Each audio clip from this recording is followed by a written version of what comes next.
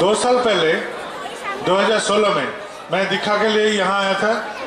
उड़ीसा में सफर किया, चारों ओर घूमा, दीक्षा हुआ और यह भुवनेश्वर में बहुत बड़ा सहयोग मिला।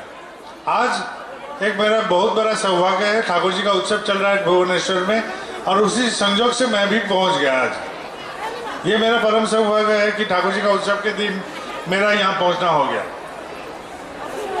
ये पहुंचने के लिए मुझे उड़ीसा में कम से कम 3-4 हज़ार किलोमीटर घूमना पड़ा।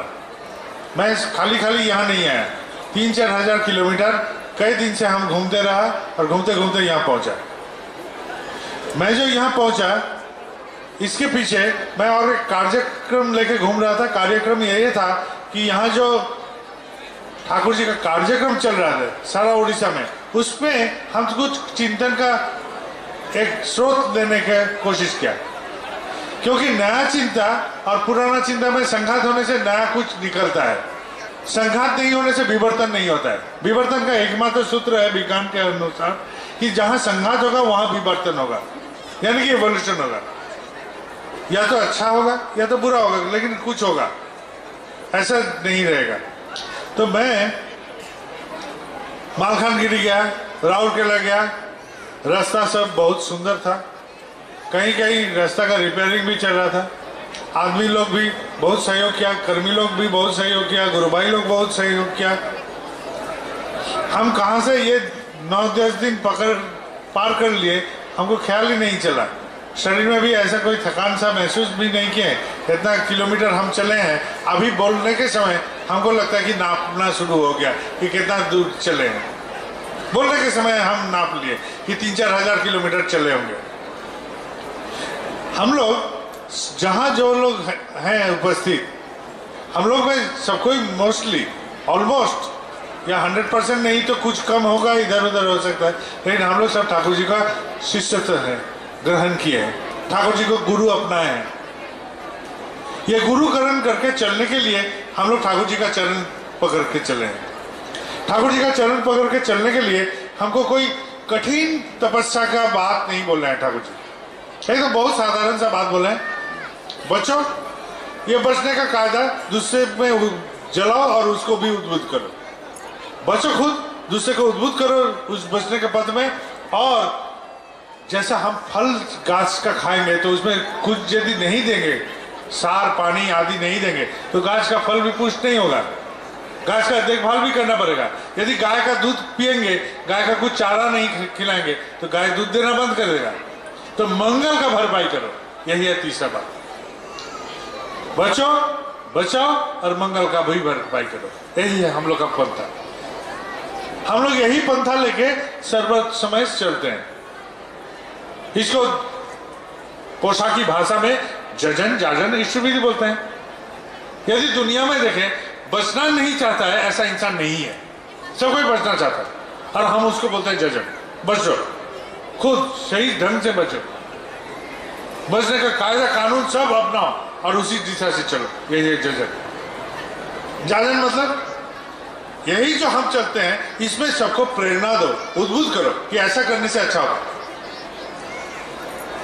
कोई भी है कि ये पेट में दर्द हो रहा है, तो डॉक्टर नहीं है बोल देगा ये दवाई खा लो अच्छा हो जाएगा। मुंह में फुंसी हुआ है, कोई लड़की बोलेगा तो उसका बंधु बोलेगा ये क्रीम लगाओ अच्छा हो जाएगा। इसका मतलब क्या है? हम जो बोलते हैं, ये इसका मतलब ये है कि हम जिससे अच्छा फील किए हैं, अच्छा अनुभूति हुआ है, उसको दूसरे को भी जताओ। यही है तो जाजन। सीधा ढंग से बोलो, यही जाजन है। जजन जाजन यही सीधा ढंग से। और तीसरा है इष्टवृत्ति। मंगल का भरपाई नहीं करके कैसे चलेगा? हम दुनिया में जो हैं, हम लोग का दो ही सत्ता है, एक है स्पिरिचुअल सेल्फ और एक है मेटेरियल सेल्फ। ये पानी का जो बोतल है ये मेटेरियल है, ये मैटर है। ये कुर्सी जो है ये मैटर है। स्पिरिचुअल सेल्फ, हम तो ठाकुर को आत्मनिवेदन कर दिए हैं। हम और इष्टविधि क्या करेंगे? अरे तुम तो आत्मनिवेदन कर दिए, आत्मनिवेदन कर दिए। स्पिरिचुअल सेल्फ तुम दान कर दिए। तुम जो ये मैटर यूज करते हो उसके बदले ये तो धरती से पाया है। खेती, अप, तेज, मरुद, बम, इसी से तो पंचभूत से तैयार है दुनिया। तो ये सारे सारा तो भगवान का देन है। खेती बोलिए, अब बोलिए, मरुद बोलिए, तेज बोलिए, बम बोलिए, सारे ईश्वर का कृपा है। इसी से जगत सृष्टि हुआ है। और ये पंचभूत से हमको जो मिलता है, ये माइक का स्टैंड बोलिए, कुर्सी बोलिए, बोतल बोलिए, ये डायस बोलिए, जो भी बोलिए, जो कुछ हम लोग व्यवहार करते हैं ये पंचभूत से सृष्टि है। तो उसके बदले हम गवर्नमेंट का कुछ सामान यूज करते हैं तो टैक्स देते हैं गवर्नमेंट को, तो क्यों नहीं भगवान के लिए हम कुछ करेंगे? भगवान के लिए भी करना है, यही है इष्ट। नहीं करेंगे तो दिखा क्या होता है? संजीवित नहीं रहता, दिखा बचे रहता है। ठाकुर जी जब इष्ट विधि का प्रयोग किए तो ठाकुर जी जब पढ़ते थे उस समय एक मास्टर थे, वो मास्टर ठाकुर जी से प्रभावित होकर दीक्षा लिए, और दीक्षा लेने के बाद जब ठाकुर जी इष्ट विधि का यहाँ चालू किए, इष्ट विधि क्रम चालू किए, तो वो बोलता कि ऐसा करने से कोई बचेगा नहीं, कोई दीक्षा नहीं लेगा। ठाकुर जी बोले, मानिए आप वो डॉक्टर थे, मरीज देखने जाते थे, बोला गांव में से कोई आया, आके बोला कि डॉक्टर बाबू जाना है मरीज देखने, आप तो पहुंच गए लेकिन रास्ता नहीं मिल रहा है, अंधेरे में रास्ता खो गया। अचानक एक आदमी आया, लालटेन दिखा के आपको बोला कि कहाँ जाना है आपको? आप बोले उनके घर जाना है मरीज देखने। बोले चलिए हम दिखा देते हैं। तो मरीज दिखाने ले गया, आप मरीज देखें। मरीज देखने के बाद वो आदमी तब तक इंतजार किया, और फिर आपको जब निकले वही आदमी फिर वो लालटेन दिखाते दिखाते आपको रास्ते तक छोड़ दिया। और इष्ट विधि करने से ऐसा ही होता है, सरल रूप से ठाकुर जी ऐसा बोले। अद्भुत घटना है ये, सारे का सारा बात जो प्रश्न करता था उनके जीवन में कुछ दिन पहले ऐसा ही घटा था, और ठाकुर जी ऐसा बोल दिया। यानी कि ये है रक्षा कवच, रक्षा पाने का एक स्रोत, एक उपाय। हम लोग दीक्षा लेते हैं, दीक्षा लेके जजन जाजन इष्ट विधि करते हैं, क्यों? क्योंकि हम गाज बन गए कहीं कहीं। लेकिन छोटा जो पौधा रहता है जब हम आंगन में लगाते हैं तो क्या करते हैं, एक तो काटी गुज देते हैं। वहां काटी देने से वो छोटा पौधा धीरे धीरे बड़ा होते होते एक दिन गाछ हो जाएगा, उसका वो काटी का जरूरत नहीं है, वो खुद ब खुद संभाल सकेगा। जजन जाजन इष्ट विधि परायण होकर हम लोग जब तक नहीं चलेंगे तब तक हमारा कोई उन्नयन आदि कुछ नहीं होगा, कोई कार्यक्रम में हमारा सिद्ध नहीं होगा। कुछ भी करने जाए वहां अधूरा अधूरा रह जाएगा, अधूरा रह जाएगा। आप लोग देखे हैं कि गांव में भी होता है, शहर में भी होता है। पहले तो बहुत होता था, हम लोग बांग्ला में बोलते कुलो, यानी कि एक उसको तुम लोग ओडिया में क्या बोलते हो, जिसे कुला। तो कुला में यदि हम सरसों का यहाँ हवा देते हैं, जिसको अंग्रेजी में विनोइंग बोलते हैं, आप लोग क्या बोलते हैं जिसको विनोइंग का? पाशुरी में। और वैसा करके यदि करते हैं तो क्या होता है, जो दाना है वो गिरता है सामने में, और जो जिसमें दाना नहीं है वो उड़ जाता है उड़। तो नियमित रूप से ऐसा कुछ करने से वो दाने जैसा हम नजदीक में रहेंगे, नहीं तो उड़ जाएंगे, कहीं उड़ के बिखर जाएंगे। इष्ट विधि यही रखा करता है, इष्ट विधि हमको ऐसा ही सुविधा देता है जीवन में। दाना बनता है, भीतर में दाना बन जाता है, क्योंकि रोज कुछ ना कुछ मंगल कार्य होता है। महायज्ञ है ये, यज्ञ के लिए हवन करना नहीं है, मंत्र बोलने का दरकार नहीं है, ब्राह्मण सब पंडित सबको बुला के एक महासमारोह का जरूरत नहीं, खर्चा पाती भी कम है। यही है महायज्ञ, यही करने से हो जाएगा। कली काल में यज्ञ सिद्ध नहीं है बोलता है, तो यही है महायज्ञ जो परमपिता हमको दिया। और ये कार्यक्रम सही सलामत चले, इसके लिए मैं इस बार उड़ीसा में दौड़ा। सिर्फ उड़ीसा में नहीं दौड़ा, मैं बिहार गया था, वहां भी यही बात बोला। मैं त्रिपुरा गया था, वही बात बोला। मैं बाबा के साथ उड़ीसा से निकल के छत्तीसगढ़ गया, यही बात बोला। गुजरात गया, यही बात बोला। महाराष्ट्र गया, यही बात बोला। सारे का सारा कर्मी लोग से बात बोला। यहाँ विश्वाल दा है, केन विश्वाल, कृपानिधि विश्वाल, यहाँ के भुवनेश्वर में रहते थे, अभी मुंबई में है, वो साक्षी है। मुंबई में जब उत्सव होता था 2-3 हजार आदमी कैसे भी हो आता था, इससे ज्यादा नहीं। वहां बड़ा बड़ा नेता भी आदमी जुटाने में बहुत परेशान हो जाता है, क्योंकि वहां आदमी ऐसा करके नहीं जुटता है। बड़ा मैदान या पड़िया भी नहीं है, आप लोग उड़िया में पड़िया बोलते हैं, वैसा नहीं है। कुछ कार्यक्रम के लिए उतना बड़ा बड़ा मैदान भी नहीं है। यही कार्यक्रम, जो कार्यक्रम हम उनको बोला, उस कार्यक्रम वो लोग अपने अपने मुताबिक किया, और इतना गुरु भाई आया 15,000 से ऊपर, भीड़ चकाचक भीड़ हो गई, उससे ज्यादा भीड़। तो एक शहर में ऐसा करके जमघट करना मुंबई में संभव ही नहीं है। वो शहर कुछ अलग है, उसमें बड़े बड़े लीडर महारथी भी ऐसा करके जमायत नहीं करते हैं। जैसे दिल्ली में पॉलिटिकल लीडर लोग और अन्य सब जमायत कर ले सकते हैं, कोलकाता में बड़ा मैदान है, जमायत हो सकता है। मुंबई में ऐसा नहीं है, सुविधा नहीं है। क्यों नहीं है हमको मालूम नहीं। वहाँ अर्थ के पीछे दौड़ता है आदमी शायद, तो वो अर्थनैतिक राजधानी है, वो एक तीर्थ भी है, भारत का अर्थनैतिक तीर्थ है मुंबई। वहाँ ऐसा नहीं चलता, तो वहाँ ऐसा कर लिया वो लोग। जो कार्यक्रम से वो लोग किया, वही कार्यक्रम मैं बोलने जा रहा हूँ, नया कुछ नहीं बोलूंगा, वही कार्यक्रम बोलूंगा।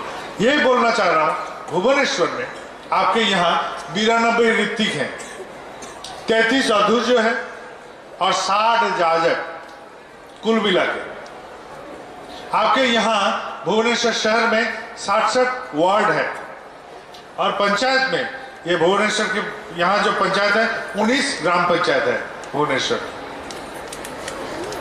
ये सारे जगह का इष्ट विधि कैसे आता है, यही मेरा सवाल था। जहां जहां गए हैं ऐसा ही सवाल किया, भुवनेश्वर में भी करें, कहाँ जाएगा, कैसे जाएगा, सारे का सारा यहाँ मंदिर में आएगा, 1 नंबर 2 नंबर ऐसा करके सारे वार्ड का इष्ट विधि यहाँ पहुंचता है। ये 17 नंबर वार्ड में है, ये 17 नंबर वार्ड में है ये मंदिर, और बाकी 67 में 66 जो वार्ड है वहां का इष्ट विधि कैसे पहुंचता है, यही मेरा सवाल था। मैंने एक सलाह दिया कि हर वार्ड में हम लोग एक गुरु भाई का दुकान हो, मकान हो, घर हो, या केंद्र के लिए यदि जगह भी हो, जो भी हो, वहां हम लोग इष्ट विधि संग्रहालय बनाएंगे, यही मैं बोला था। उस संग्रहालय का नाम होगा सत्संग उपयोजना केंद्र, चाहे मेरे मोहल्ला में हो, चाहे जो भी हो, ये रजिस्टर कर लेंगे मंदिर से, हर मंदिर से। यहाँ एक मंदिर है आपके वहाँ रसूलपुर में भी बन रहा है, वहाँ कागजात का कुछ काम है, वो काम खत्म होने से वो भी ठाकुर जी का ही मंदिर है, शायद वो भी कभी खुल जाएगा, लेकिन अभी कागजात का कुछ काम बाकी है, उसको होने दीजिए, वो बात अलग है, लेकिन है तो मंदिर। तो ये सारे केंद्र मंदिर जहाँ जहाँ बिखरा हुआ है, ये सारे केंद्र मंदिर के माध्यम से हम लोग पहुँचाएंगे, यही मैं बोला। हर वार्ड में एक सत्संग उपयोजना केंद्र होगा, और उपयोजना केंद्र के माध्यम से उस लोकेलिटी का सब गुरु भाई अपना इष्ट विधि पहुंचाएंगे। और सारे का सारा ग्राम पंचायत जो भुवनेश्वर में है 19 ग्राम पंचायत, ये सारे ग्राम पंचायत में भी हम लोग एक सत्संग उपयोजना केंद्र करेंगे। उस ग्राम पंचायत से जुड़ा हुआ जितने सारे गांव भी है, रामपुर, श्यामपुर, मधुपुर, जो भी हो, ये सारे गांव भी वो उस ग्राम पंचायत के अंडर में रहेगा। और हर गांव में, रामपुर में एक सत्संग उपयोजना केंद्र, श्यामपुर में एक उपयोजना केंद्र, मधुपुर में भी एक सत्संग उपयोजना केंद्र, ये सारे उपयोजना केंद्र एक ग्राम पंचायत से जुड़ा रहेगा। उस ग्राम पंचायत से सारा इष्ट विधि मंदिर में आएगा। तो इससे क्या होगा, जो लोग अनियमित इष्ट विधि करते थे वो उसका नियमित हो जाएगा, जो लोग दीक्षा लेके इष्ट विधि छोड़ रहे थे वो लोग का इष्ट विधि संयुक्त हो जाएगा, चहल पहल होगा। एक वार्ड में मान लीजिए किसी भुवनेश्वर में आपका कुल मिलाकर इष्ट विधि आता है 15,000, क्या आप लोग 15,000 आदमी यहाँ है या ज्यादा है? तो आप लोग का इष्ट विधि यदि रिकॉर्ड देखिएगा 15,000 का इष्ट विधि आता है, फैमिली रिकॉर्ड, यही तो बात है। तो बात यह है, हर वार्ड में हम लोग जितना गुरु भाई है उसका संख्या निर्धारण करके हम बनाएंगे। अपना मोहल्ला में कितना आदमी है, हम लोग का मोहल्ला में 8 परिवार है, 8 परिवार से हम लोग 10 होने का कोशिश करेंगे। जहाँ 10 परिवार है वहाँ 12 होने का कोशिश करेंगे। हम लोग ही आयोजन करेंगे, हम लोग ही कार्यक्रम करेंगे, हमारे मोहल्ले में हम ही लोग करेंगे, ऐसा करेंगे। हर जगह में ऐसा सिस्टम से हम लोग बढ़ते रहेंगे। और ये जो जाजन प्रक्रिया होगा, इसके लिए जरूरत होगा तो बहुत सारे लड़का है, बहुत सारे के पास मोटरसाइकिल भी है, 2 4 5 निकल जाओ, एक एक वार्ड में जाओ, वो लोग को उद्बुद्ध करो। यहाँ माँ लोग मातृ सम्मेलन करते हैं बहुत दिनों से, जरूरत होगा तो किसी भी ग्राम पंचायत में माँ लोग का गाड़ी व्यवस्था करके वहां जाएंगे, वहां का माँ लोग को उद्बुद्ध करेंगे। माँ लोग का क्या क्षमता है, महा क्षमता है। माँ लोग कभी भी किसी घर के भीतर घुस सकते हैं, रसोई तक चले जा सकते हैं, ये दादा लोग से संभव नहीं है। माँ लोग एकदम अंदर तक चले जाते, माँ लोग कोई भी काम शुरुआत कर देते हैं। कैसा, घर में दोपहर में ज्यादातर माँ लोग का रसोई बात समझ खत्म होने के बाद वो लोग फ्री हो जाते हैं। उस समय क्या करेंगे, उस समय निकल जाएंगे, किसी अधिकृत घर को टारगेट कीजिए, इनका घर में बहुत अच्छा आदमी है, चलो उनके घर में जाते हैं, उनसे आलाप करो, 2 4 बात हुआ, अंदर गए, ठाकुर जी का चर्चा हुआ। ऐसा करते करते फिर जरूरत होगा तो शाम को, रात को या सुबह को कोई लड़का दादा सबको भेज देंगे। उस परिवार में फिर ठोकर मारेगा, 2-3 दिन ऐसा ठोकर चलने पर वो परिवार जब राजी हो जाएगा दिखा के लिए, तो आगे बढ़ेंगे। हम लोग ऋतिक दादा को फोन कर सकते हैं, सारे ऋतिक दादा लोग का नंबर हम लोग ले के रख सकते हैं, जिनका जिनका जरूरत है। दादा यहाँ दिखा रेडी होंगे, आप चले आइए फट से। वो दादा यदि संभव नहीं होगा तो बोलेंगे मंगलवार को जा रहे हैं तुम्हारे लोग, या 4 तारीख को जाएंगे, या 5 तारीख को। एक टारगेट भी हो गया, मेरा टाइम का भी पाबंदी नहीं रहा। यहाँ ऋतिक का कमी नहीं है, सारे का सारा मौजूद है। यही कार्यक्रम मैंने सारा उड़ीसा में बोलते गया। मैं पागल नहीं हूं जो नया एक बात बोलने जाऊंगा, इसके पीछे भी एक कारण था, इसके पीछे भी युक्ति था कि जजन जाजन इष्टविधि परायण होकर आदमी चले गए। हम ये बात का भी जिक्र किया कि कभी कभी यहाँ सभा भी होता है तो बहुत विदग्ध वक्ता सब बोलता है, विश्व में जितना नगर आदि ग्राम है ये सतनाम फैल जाएगा। ठाकुर जी का घर दरबार कैसा था, ठाकुर जी का घर 24 घंटा खुला रहता था, 24 घंटा। उनके बाथरूम भी खुला नहीं, बाथरूम में जाते थे, पीछे पीछे भक्त भी जो लोग सेवायत था वो तक अंदर तक जा सकते थे। हम लोग आबरू रखते हैं, घर में दरवाजा बंद होता है, छुपा छुपी होता है, ठाकुर जी का कोई छुपा छुपी नहीं। यही है पुरुषोत्तम का पहला निशान। खाने बैठे हैं, कोई भक्त आया है, उसको बराबर का भोजन देते हैं, एक ही साथ। ठाकुर जी का लीला सुनिएगा, कोई भक्त चल के आया बहुत दूर से, ठाकुर जी तब युवा, वो आदमी आया इतना दूर से आया है, उसका पैर दबा रहे हैं।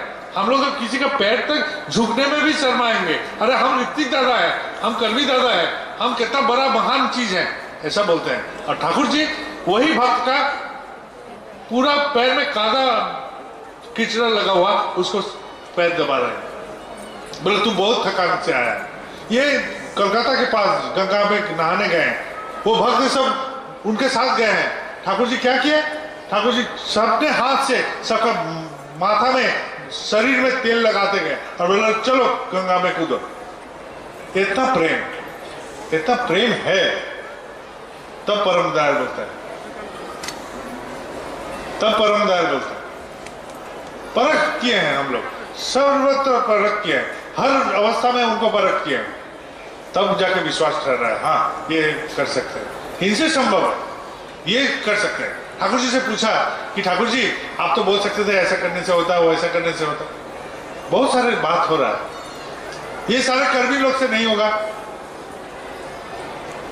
इससे नहीं होना का है। ठाकुर जी बोल रहे हैं कर्मी लोग पर कितना आशा व्यक्त कर रहे हैं, हम सब पर कितना आशा व्यक्त कर रहे हैं। ठाकुर जी वो जो छिदा हुआ पात्र है उसमें हम पानी डालते जाते हैं, पानी डालते जाते हैं, कभी मैला कचरा यदि कंकड़ लगा के वो छेद बंद हो जाए खुद बंद, इतना आशा रखते हैं हम पर, इतना आशा वो उम्मीद रखते हैं हम पर। हमसे क्या संभव है, हमसे क्या संभव है, हम तो एक मनुष्य है, तो हमसे कुछ नहीं होगा। मैं ईश्वर का संतान हूं, मुझसे होगा तब होगा, मैं ईश्वर आपका संतान हूं तब होगा, क्योंकि ईश्वर आप हमसे अलग नहीं है, आप हमको आपके जैसा ही बनाए हैं। अर्जुन से कृष्ण से सवाल हो रहा है, कृष्ण भगवान बोल रहे हैं मुझे याद है पिछले सारे जन्म का कथा याद है, तुमको याद नहीं है। हम नारायण और तू नर रूप से बार बार पैदा हुआ हूं, मुझे सारे का सारा जन्म का वृत्तांत याद है, तेरे याद नहीं। हम मनुष्य भूल जाते हैं, पाते हैं भूल जाते हैं, पाते हैं भूल जाते हैं। अद्भुत घटना है, हम लोग भूलने का एक बीमारी जैसा मानो है। और कुछ यदि हमको पीछे में 20-25 आदमी खड़ा हो जाता है तो सीना टान हो जाता है कि हम कितना बड़ा बन गए, कितना महान बन गए। विनम्रता हमारा शरीर से पहले ही जाता है। ठाकुर के जगत में हम देखे हैं, हम ठाकुर जी का रक्तवाही एक मनुष्य है। मैं ये दावा के साथ बोलता हूं, मनुष्य होकर रहना ही इस जगत का सबसे बड़ा कठिन बात है। हम ठाकुर लेके चलेंगे, सलाम मारेगा, प्रणाम करेगा, सैकड़ों आदमी झुकेगा, और मेरे मन में लगेगा ऐसा होना चाहिए कि सब ठाकुर आपके लिए होता है, ये सब मेरे लिए बेकार है, मैं तुच्छ हूं। ये भावना जगा के रखना ही सबसे बड़ा साधन है इस जगत में। तू कौन है रे, तू किसका बेटा है रे, ऐसा बोलने का स्वभाव आ जाता है थोड़ा सा क्षमता आने से। मैं यही कार्यक्रम लेके घूमा था, ये कार्यक्रम मैं फालतू नहीं किया। क्यों किया ये भी बोल रहा हूं, ये राजधानी शहर है इसलिए यही बोलना जरूरी है। ये बोलना जरूरी यही है और कहीं नहीं। ठाकुर जी का यहाँ आगमन हुआ था उड़ीसा में, और उसका 7 साल गुजरने वाला है 2022 में। मैं चाह रहा हूं 2 साल में ये कार्यक्रम जो हम कर्मी लोग के भीतर में बोल के आए हैं, चारों ओर खलबली मच, चारों ओर ये खलबली मचना जरूरी है पूरा उड़ीसा में, और तब जाके वो उत्सव कर सकते हैं। वो पुरी का उत्सव बना दिए हैं हम लोग। उत्कल आगमनी उत्सव अभी पुरी का उत्सव है एकदम। हम बोलते हैं, हम बाबा इधर सत्संग का एडमिनिस्ट्रेटर ये बोलता है वो पुरी उत्सव बन गया है ठाकुर जी का आगमनी उत्सव। वो सारा उत्कल देश का उत्सव नहीं है, चंद पुरी का और वहां गुंड की मिलके वो उत्सव बनता है, वो महोत्सव नहीं है।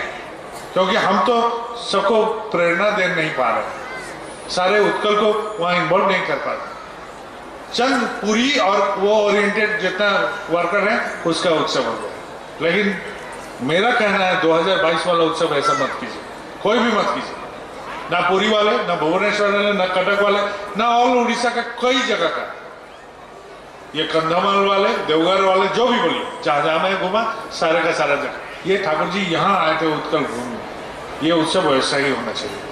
और मैं जो बात बोला, इस बात से क्या होगा, सारे ग्राम पंचायत, सारे गांव, सारे नगर में खलबली रहते हैं। और 2 साल के बीच में ये यदि जागरूक एक स्तर में पहुंच गया तो उसके बाद 2 साल में हम लोग ऑर्गेनाइज कर सकते हैं। इसलिए मेरा ये बात है। और वो उत्सव मैं आप यहाँ सब उड़ीसा के बहुत सारे कर्मी हैं आज बोल रहे हैं, वो उत्सव के लिए आप लोग आग्रह कीजिए, देवघर में अकाउंट खुलाइए, वो उत्सव सेंट्रली कीजिए, ऐसा करके कीजिए जिसमें कोई सवाल नहीं उठे, ऐसा करके कीजिए जिसमें सबको इन्वॉल्व हो सके। मेरा खरीदारी के लिए मैं उत्सव नहीं बोल रहा हूँ। बोर्दा का सेंटिनरी हुआ था, संजोग से कभी हमको वहाँ सारे का सारा बीमार पड़ गए, हम वहाँ कार्यक्रम में थे। मैं क्या किया, उत्सव के समय एकदम एक जगह छुप के बैठा रहा, खाली फोन रखा था, सारे का सारा काम सारे लड़का कर रहे थे, जितने सारे जहां हैं सब अपने तरीके से कर रहे हैं। हम कहीं भी नाक नहीं लगाए, एक भी फोन नहीं किए, किसी को फोन नहीं किए। हम निकलते थे कब, रात को 12 बजे 1 बजे के बाद हम धीरे धीरे निकलते थे।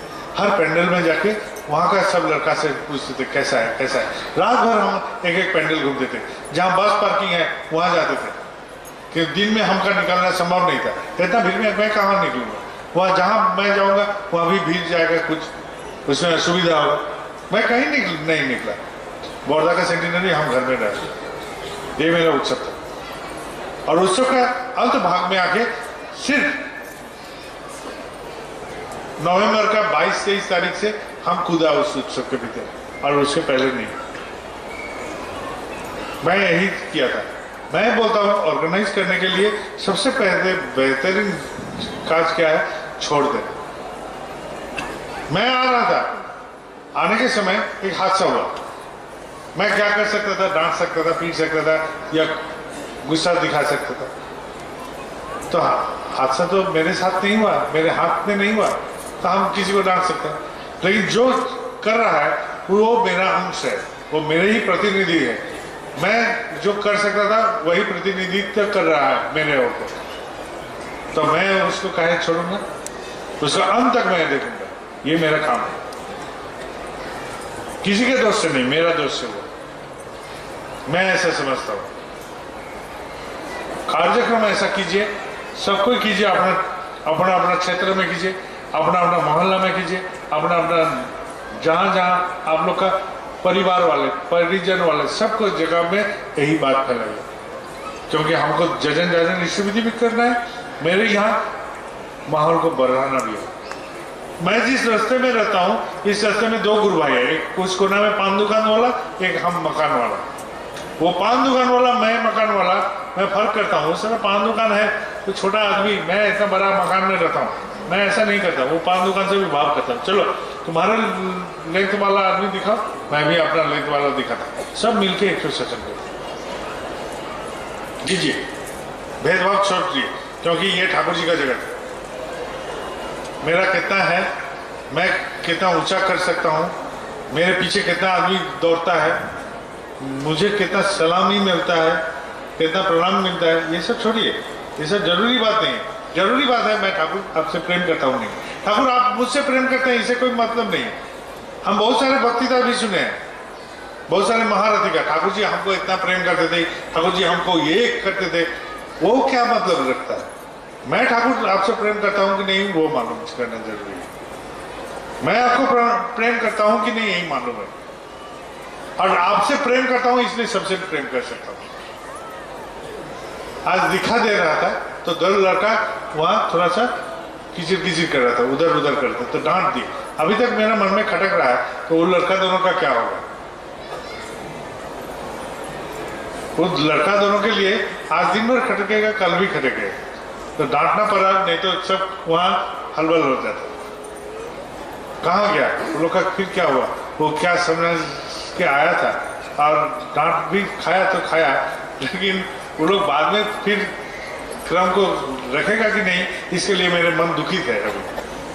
फिर भी मैं, आप लोग सब उपस्थित है इसलिए मैं बोलूं, अच्छा चीज में मन आनंदित होता है, बुरा चीज में मन दुखित हो जाता है। मैं बुरा काम किया, लेकिन उपाय नहीं था, सबको डिस्टर्ब कर रहा था लड़का से, लेकिन मेरा बुद्धि से और कुछ नहीं आया। एक अच्छा की जगह हम डांट दिए, वो ठीक नहीं रहा, हमको लगा कि ठीक नहीं हुआ।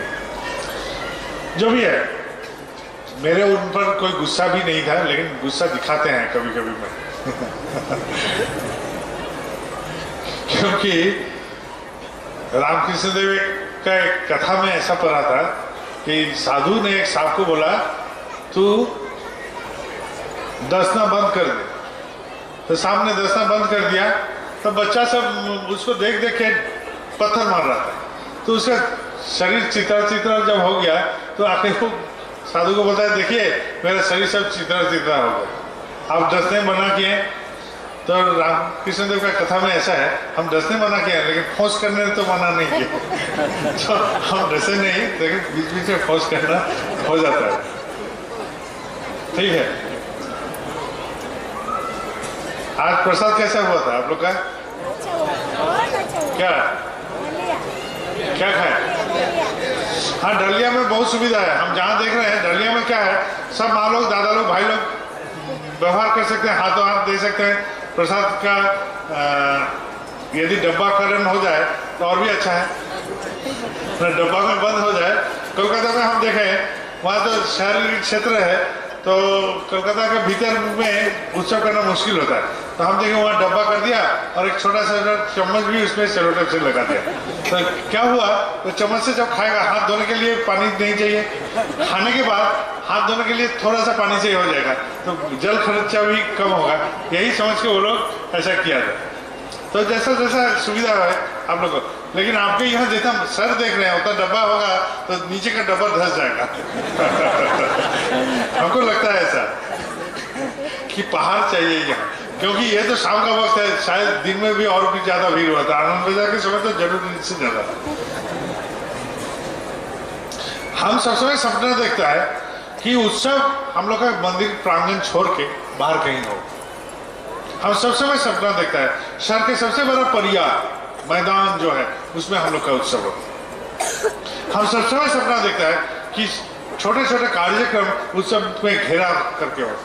कि खाली वो स्टेज में 2 आदमी उठेगा, मंच में उठ के गुरु गंभीर होकर वक्तृता देगा, तो ऐसा करने से क्या फायदा? मुझे ऐसा लगता है कि सब समय आनंद का माहौल हो, खुशी का माहौल हो।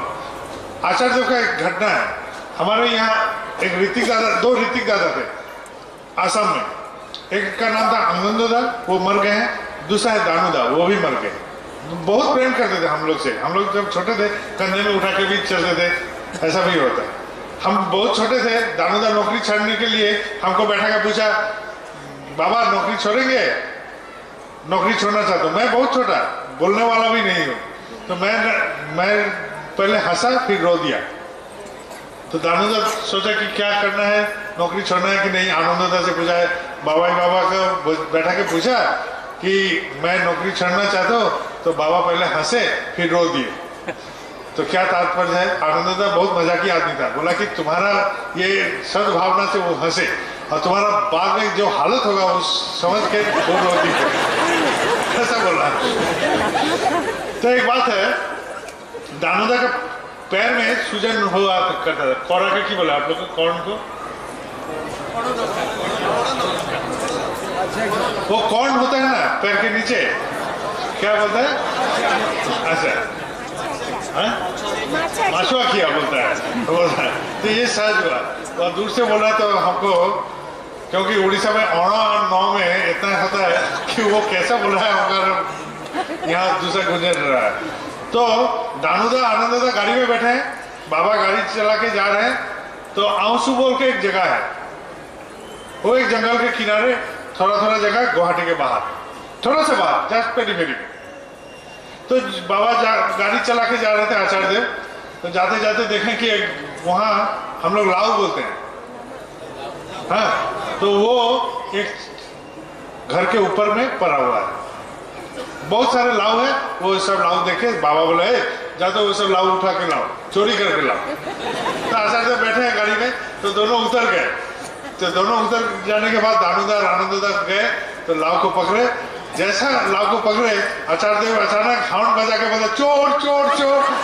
तो ये दोनों दौड़ना शुरू किए पीछे, दौड़ते दौड़ते आके आचार्य देव गाड़ी को आगे बढ़ रहे हैं और हंस रहे हैं बहुत। और ये दोनों दौड़ते दौड़ते दौड़ते दौड़ते गाड़ी में आके बैठे। तो गाड़ी में बैठे आचार्य देव हंस रहे, ये हंस रहा है। ये तो एक मजाकी सिचुएशन था, तो हंस रहे हैं, बहुत मजाक कर रहे हैं। फिर बोला लाऊ लाया है? तो आनंददा बोलते हैं हाँ लाया हूँ। और दानूदा को बोलते तुम लाया है? बोले नहीं लाया। जाओ फिर से लाओ। आगमवाणी का एडिटर थे होमेश्वर काकोती, होमेश्वर दा काकोती दा एक जगह में काम करते थे। दफ्तर में बहुत सारे सामान मिलता था, कागज वगैरह मिलता था। तो बाबा आचार्य देव ने एक दिन काकोदीदा को, हम लोग तो छोटे थे, काकोदीदा को जाजन किया है, काकोदीदा आपका दफ्तर में क्या क्या मिलता है? बोले ये सब मिलता है, वो सब मिलता है, वो कागज मिलता है। ये अरे कागज ले आइए, हम लोग का तो बहुत पत्रिका छपाना है। तो काकोदीदा ऑफिस से कैसा करके बहुत चोरी छुपे बहुत बड़ा 2 बंडल कागज लेके मंदिर में आया। आके चुपचाप बाबा को बोलता है आगे कागज नहीं है। किसर कागज? कौन चीज का कागज है? बोले आपने बोला था वो दफ्तर से चोरी। अरे चोरी का कमाल मंदिर में नहीं घुसेगा, भगाओ मंदिर से। बोले जाके ऑफिस में देख आइए। बोले कैसे दूंगा? काकोदीदा तो एकदम थरथराना शुरू किया, क्योंकि आचार्य बोले कि चोरी करके जब लाया इसको जाके फिर दफ्तर में घुसाओ। अब चोरी जहां से किया वहां फिर घुसाएगा कैसे? वो तो एकदम कपकपा लग गया। अब आचार्य को बोलता है हमको तो उपाय तो बोलिए कैसे करेंगे। तो बाद में आचार्य बुद्धि दिए, बोले अगले दिन रिक्शा से वो कागज सब लेके सीधा दफ्तर में घुसे। एकदम काकोदीदा वैसा ही किया, सीधा दफ्तर में घुसे। ये तो मजाक का एक अंग था, वो उद्भुत कर दिए, वो भी कर लिया और करने के बाद आया काहे चोरी किया, अब जाके लौटा। तो ये तो एक मजाक का परिस्थिति बन गया। अब हुआ क्या? काकोदीदा को बोला ये कागज लौटाना है। काकोदीदा तो जैसा रोना शुरू किया, कैसे लौटाओ, जहां से चोरी किया वो आप तो पकड़ के हमको एकदम निकाल देगा ऑफिस से। एकदम रिक्शा में बैठा के सबके सामने से घुसाइए। तो काकोदीदा वैसा ही किया, ऑफिस में सबके सामने से, दरबान सर के सामने से कागज का बांडिल लेते हुए घुसा, जाके बोलता है एकदम बड़ो बाबू का चेम्बर में जाओ। बड़ो बाबू के चेम्बर में गए, कागज का बांडिल लेके टेबल पे रख दिया। बड़ो बाबू क्या है? तो देखिए दफ्तर में चोरी होता है बहुत, यह चोरी का सामान मैं कल लेके गया और लौटा के दिखा दिया कि यहाँ से चोरी हो सकता है। अभी आप इसके लिए सावधान हो जाइए, देखिए कैसा मजा है। अरे एक हाथ से बोल रहे चोरी करो, दूसरे हाथ से लौटाने का भी कायदा कैसा होगा वो भी बोल रहे हैं। एक आदमी का मकान ऐसा टैक्स देने के लिए है, टैक्स धार्य किया, क्या क्या हुआ तो वो आदमी बहुत परेशान हो गया। आचार्य को बोलता है दादा हम क्या करें? बोला एकदम फटा हुआ फूटा हुआ गमछा पहन के कोर्ट में जाइए। हाँ, तो वही आदमी खाली बदन गमछा पहन के चला गया कोर्ट में। तो जहाज उसका हाल देख के बोला अरे इसको इतना टैक्स नहीं देना पड़ेगा, कमाओ बोल के उसके टैक्स कम गया। तो ऐसा भी हो सकता है। आचार्य इतना रंगीन आदमी है, क्यों? क्योंकि वो भद्र आदमी। भद्र आदमी किसको कहते हैं? हमें अभी बोल के आए हैं एक जगह में। भद्र मतलब जहाँ आमोद है, प्रीति है, कल्याण, वही है भद्र आदमी। चुपचाप बैठे रहेगा, आनंद नहीं है, मन में पीछे लगना नहीं है, ताना नहीं देता है, मजाक नहीं कर सकता है, तो वो भद्र आदमी कैसे? भद्र आदमी को आमोद, प्रीति, कल्याण, ये तीन चीज होना चाहिए, तब वो भद्र आदमी। चुपचाप गुरु गंभीर होकर बैठे रहते हैं, एकदम कैसा ऐसा करके ताकते हैं, तो घर में तो कम से कम स्पॉन्डिलाइटिस हो जाएगा ऐसा करके।